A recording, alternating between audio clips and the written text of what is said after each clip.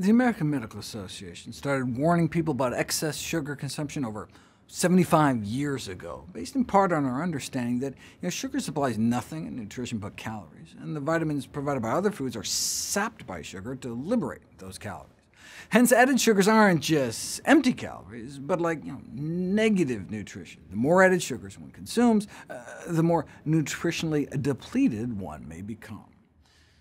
Given the totality of scientific evidence, the FDA decided to make processed food manufacturers declare added sugars on the nutrition facts label.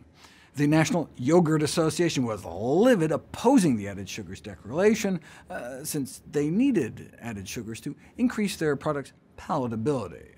The Junk Food Association questioned the science, whereas the ice cream folks seemed to imply consumers would be too stupid to use it, so better leave it off.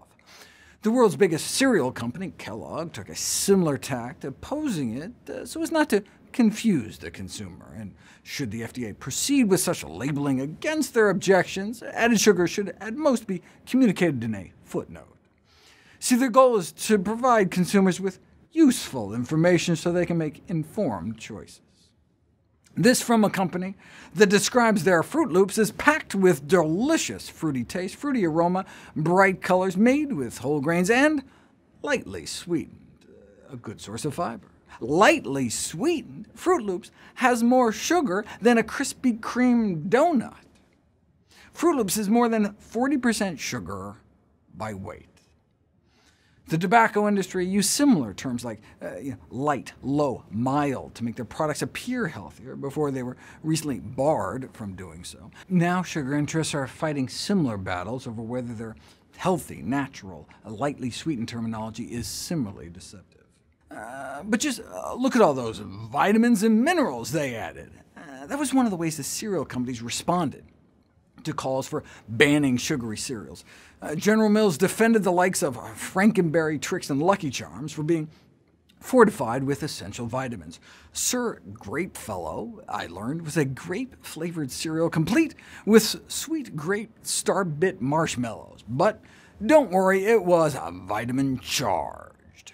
Sugary breakfast cereals, said Dr. Jean Mayer from Harvard, are not a complete food, even fortified with 8 or 10 vitamins. I think your point is well taken, replied Senator McGovern, that these products may be mislabeled, perhaps more correctly called candy vitamins than cereals. Plastering nutrient claims on the box can create a nutritional facade, acting to distract attention away from unsavory qualities such as excess sugar content. The majority of parents have been found to misinterpret the meaning of claims commonly used on children's cereals, raising significant public health concerns. Ironically, cereal boxes bearing low-calorie claims were found to have more calories on average than without such a claim. So it's like the cereal doth protest too much. Even candy bar companies are getting in on the action, bragging about their protein content, because it has some peanuts or something. But it's also a candy bar with 50 grams of sugar, just like Froot Loops could be considered breakfast candy, as the same serving would have 40.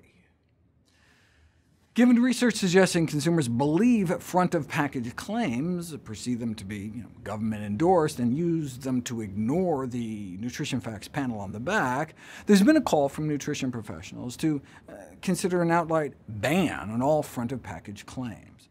The industry's short-lived Smart Choices label was met with disbelief when it was found adorning qualifying cereals like Froot Loops and Cookie Crisp.